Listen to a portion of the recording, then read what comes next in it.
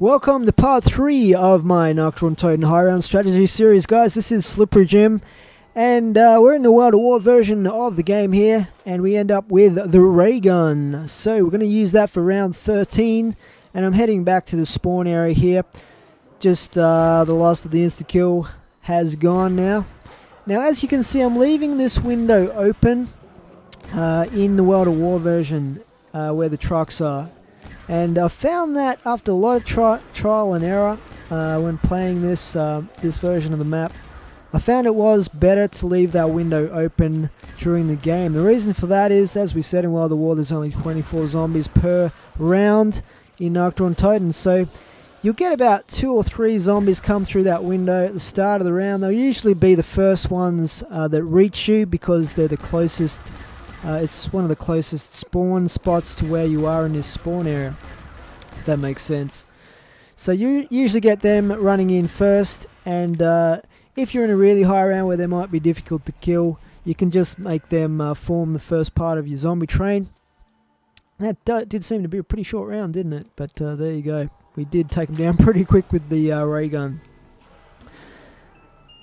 Okay, so we end up with the .357 Magnum. I'm going to give that bad boy a go here in round 14. If you're wondering why I'm switching out my weapons like this every round, if you didn't watch the first part of this series, basically what I'm doing is a weapons box challenge in this World of War version game.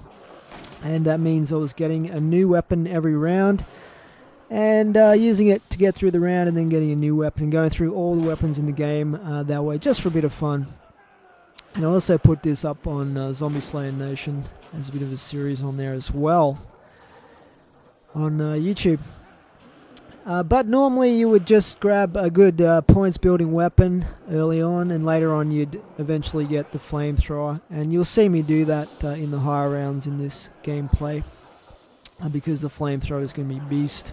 Getting through the higher rounds without having to re-buy your ammunition. Now this is the train that we're running here, so it's a figure of 8 around these pillars, and we're going to take the zombies up once we've got all 24 in the round. We're going to take them up top here and just run the train around a little bit.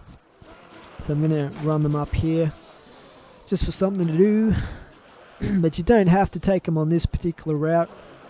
What I would normally do though is take them straight down into the help room down here. You'll have a little bit more room to run them in a train while you're taking them down with whatever weapon you've got at the time.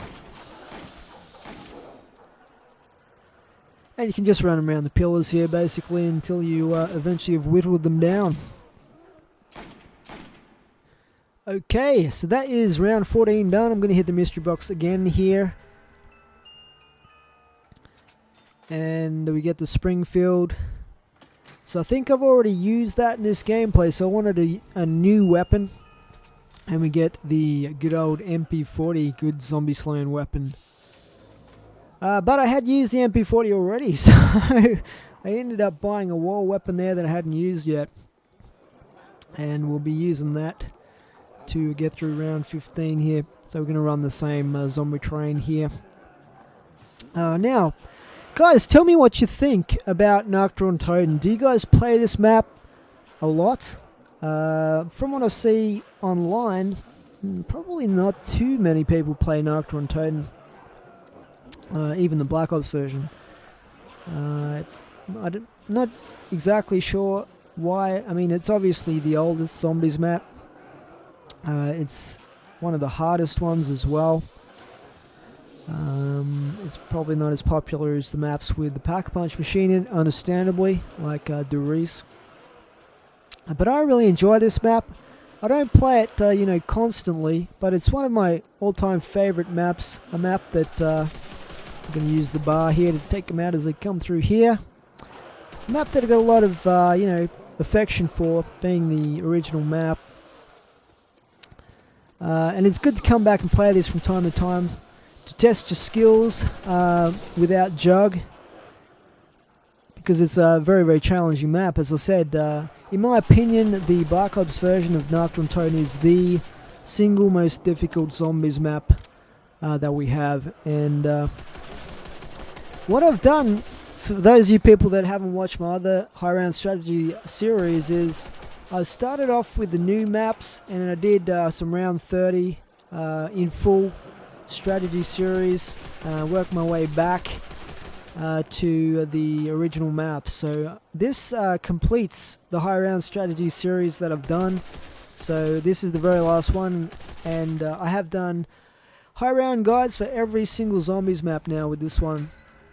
So if you guys haven't watched them, I'll put the links in the description, and you might find some tips in there that you might not have noticed anywhere else that might be helpful for you to getting to high rounds. When I started off playing zombies, what I found the most helpful was, you would see people posting their highest round up, 5-minute video or whatever, but it wasn't super helpful. What I wanted was, when I was learning to play zombies years ago, I wanted to see all the intermediary rounds. I wanted to see, how they got to rounds 3, 4, 5, 6, 7, 8, 9, 10,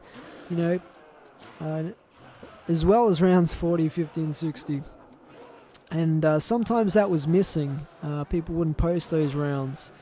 So for that reason, I've posted even every single round up to round 30, so people can see all of the intermediary steps that you take in playing through the game. And it's designed for those people who are new to zombies, although I'm not sure how many people are new to zombies these days, especially a map that's been out as long as this one, but or people that want to improve at zombies and stuff like that anyway.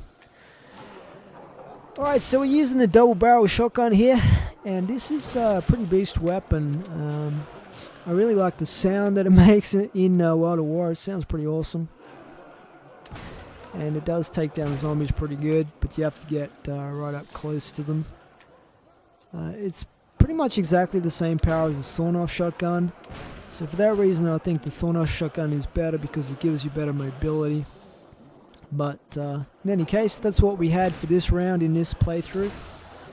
To get through round 16, and then we'll be heading across to Black Ops to start round 17.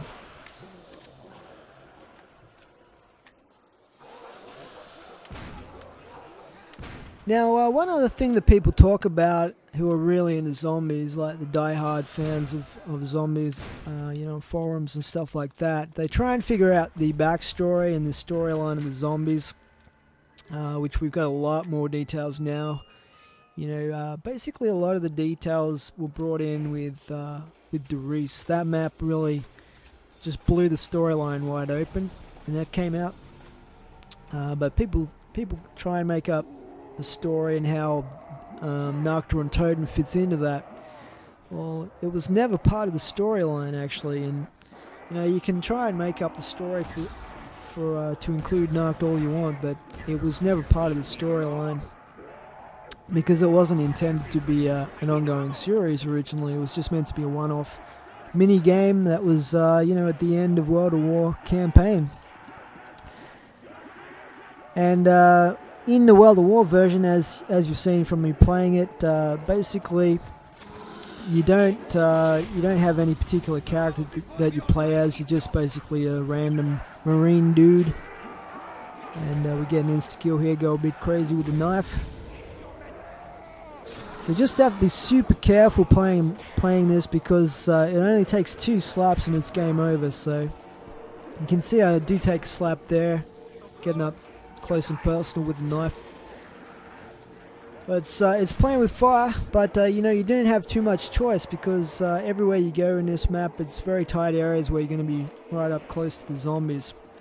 So you have to really try and keep your figure of 8 tight, and keep your zombies in control in your zombie train as much as you possibly can. And the reason I'm using the ray gun a fair bit, by the way, is so that I can get drops like nukes and max ammos, because the main problem that you're going to have in the Black Ops version is running out of ammo in the Thunder Gun. And that will inevitably happen if you're getting to the higher rounds and you're using it as your primary zombie killing weapon, is you will run out of ammo in the Thunder Gun. And when that happens, you basically have to roll the box, put it back in and try and get another one. And you'll see how I do that in one of the next parts of this series, when that eventually happens. Anyway, we're kicking off round 16 here, so I'm taking out as many as I possibly can as I come down the stairs, and then I'll be transitioning into my zombie train in a run here. So it's exactly the same train as in World at War. You just run this figure of 8. You kind of have to cut a little bit short and go around this this pillar near the bars, rather than looping out to that other pillar where the lamp is, just because the zombies do seem a little bit quicker. And you can sort of stretch your zombie train out around the stairs like you saw me do there. And as long as you don't get blocked off running back around there, that's actually a pretty good technique to use, where you're going to have a reasonable amount of time to shoot at them with whatever weapon you've got as they come around the bottom of the stairs down there.